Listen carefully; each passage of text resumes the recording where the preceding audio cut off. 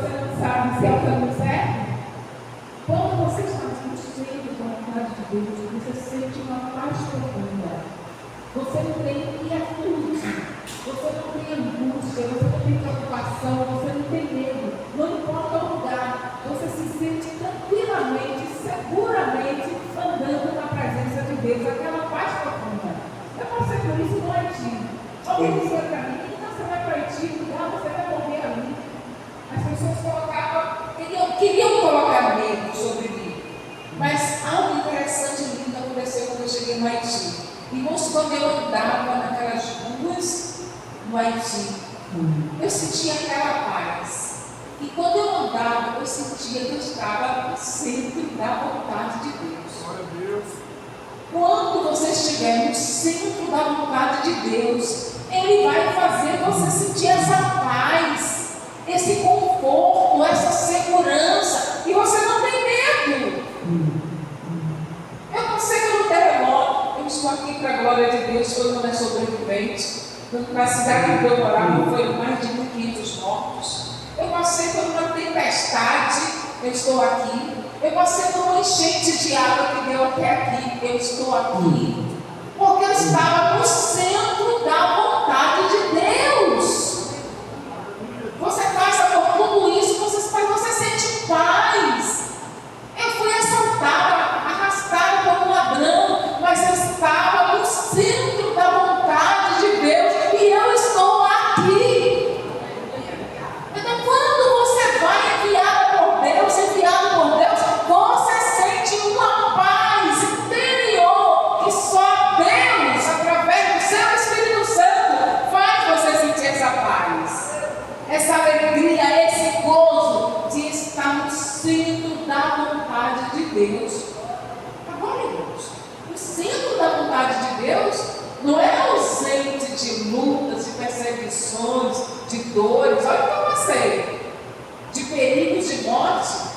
Uma coisa é, Deus vai lhe livrar, Deus vai lhe proteger e vai lhe guardar.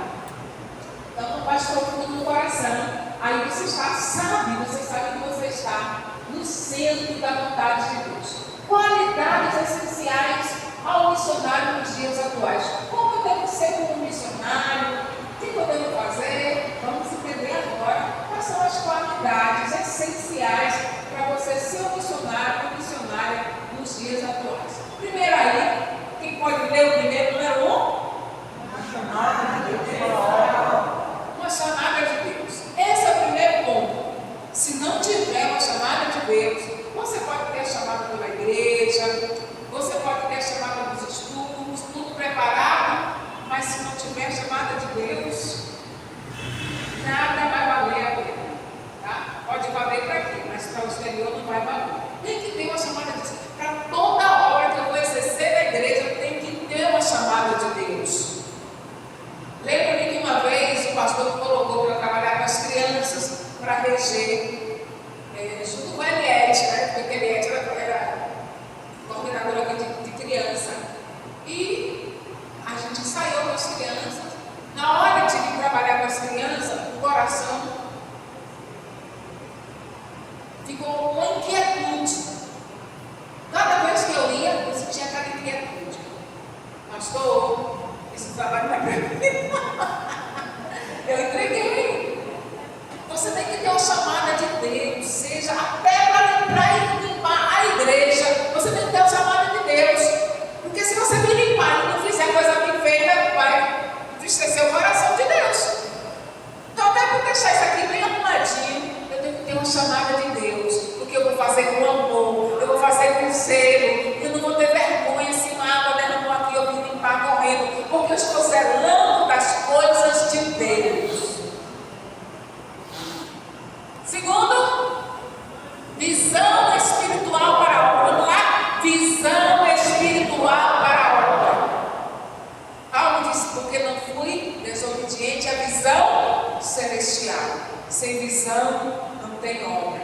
Então você tem que ter a visão espiritual para a obra. Segundo, homens de propósito firme em função dinâmica. Tem que ter propósito. Não é aquela pessoa, sabe aquela pessoa que quer fazer a obra aqui, depois relaxa,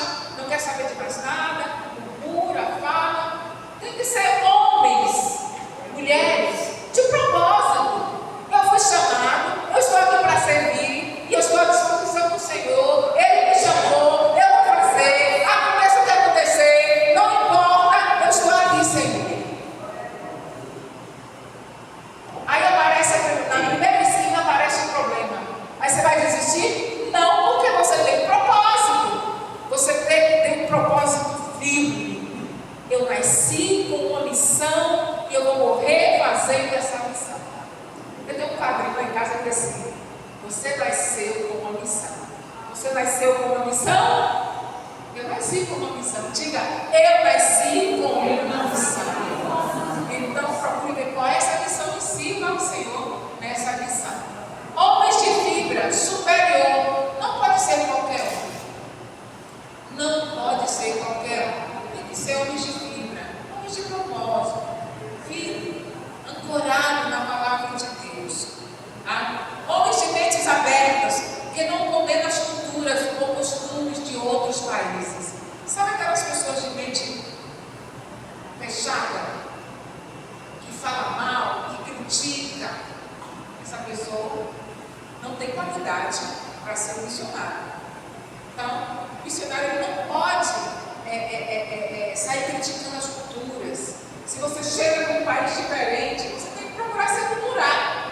Você não vai se aculturar com aquilo que a palavra de Deus condena, mas você vai se aculturar com aquilo que a Bíblia dá respaldo para você se aculturar. Por exemplo, eu estive no Haiti, eu abri escolas, e um costume do Haiti é os professores baterem nos seus alunos na sala de aula, se eles não atenderem. Eu fui desenvolver um projeto missionário, e quando eu fiz, eu reuni uma equipe, treinei uma equipe de professores, e eu estava dando as diretrizes como eles deveriam trabalhar nesse projeto. E aí eu falei que eu conhecia a cultura, que os professores teriam autonomia para bater nos seus alunos, isso é no geral nas escolas no Haiti. Mas que nesse projeto missionário, não. Aí um dos professores, que era até pastor, levantou e disse: a senhora está desaculturando o Haiti. Quando ele me disse: a senhora está desaculturando o Haiti, eu disse: não, eu não estou desaculturando o Haiti, vou lhe mostrar pela Bíblia. Aí eu falei para ele que violência gerava violência e que eu era chamada para um projeto missionário, que se aqui a gente jogasse uma bolinha de papel no aluno tinha cadeia, e que eu não ia, como brasileira, para o Haiti, abrir escolas, que era um projeto missionário, evangelístico, para permitir que professores batessem nas crianças. Aí disse ele: olha, só fica no projeto se quiser. Era pago, os professores eram pagos, desemprego lá muito grande, e aí ele pensou e repensou e ficou no projeto. Então eram 5 escolas, uma de alfabetização de adultos e 4 escolas de ensino fundamental. Tinha professores que desobedeceram. Todas as escolas eu coordenava. Pelas manhãs eu ia nas escolas. Eu lembro que eu cheguei numa escola e tinha um pedaço de cipó no chão. E quando eu peguei as fotos que eu joguei no computador, vi uma que tinha um cinturão no pescoço. Aí no outro dia eu tomei nessas escolas e disse: olha, é o seguinte, aqui não. E graças a Deus. E teve um outro exemplo também. Isso porque ele está falando de culturas estrangeiras, como eu vivi 5 anos em outra cultura. Numa das escolas tinha um garoto que ele dava pancada em todo mundo. E ele deu um soco no outro colega lá que a cara inchou.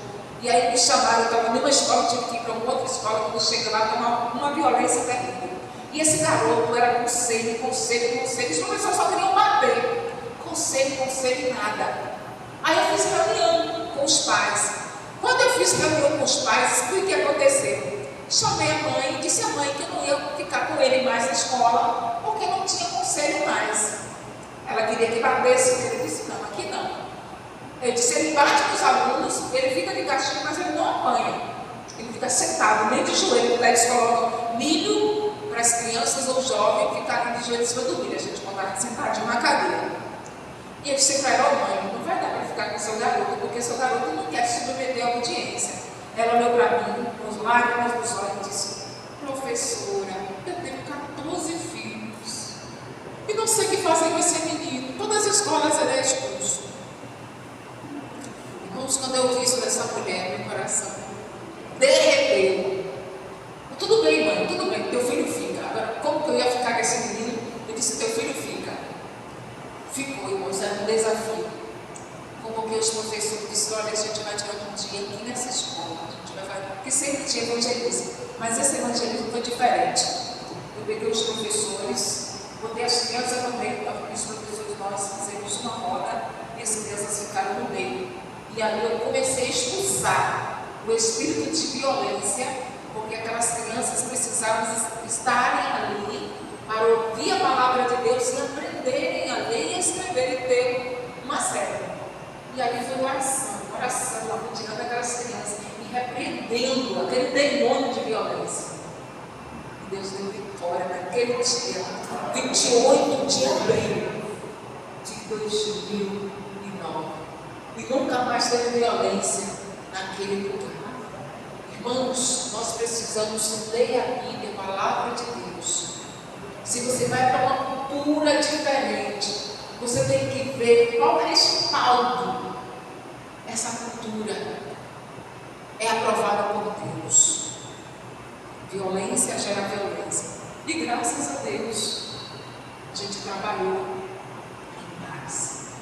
Então nós precisamos, o missionário ele precisa abraçar as culturas, ver quais são os costumes. E aquilo que não respalda, não dá respaldo na Bíblia, ele tem que se guardar, se proteger. Eu li um livro sobre culturas, tem um livro sobre culturas, vocês podem comprar, depois eu vou jogar ele lá no grupo. Muito bom. 2 jovens foram ser missionárias em determinado povo. E nesse lugar, moças não podiam tomar limonada. Porque limonada, quem tomava eram as prostitutas. E elas começaram a ser rejeitadas pelo trabalho que elas faziam. Ninguém queria saber delas, só os homens que ficavam se assanhando por lado delas. Por quê? Elas não conheciam cultura, ou se conheciam, porque quando elas iam comprar limão, eles ficavam de olho. Não conhecia a cultura, por quê? Isso aí, eu posso deixar de comprar um limão. E elas perderam porque não conheciam a cultura. Então, faz-se necessário conhecermos a cultura. Você vai ter país que dobrar o joelho para eles é adorar a cadeira. Você não vai dobrar, porque na visão deles é adorar a cadeira. Então precisamos conhecer culturas para quando chegar, não fazer besteira e não se aculturar com uma coisa que a Bíblia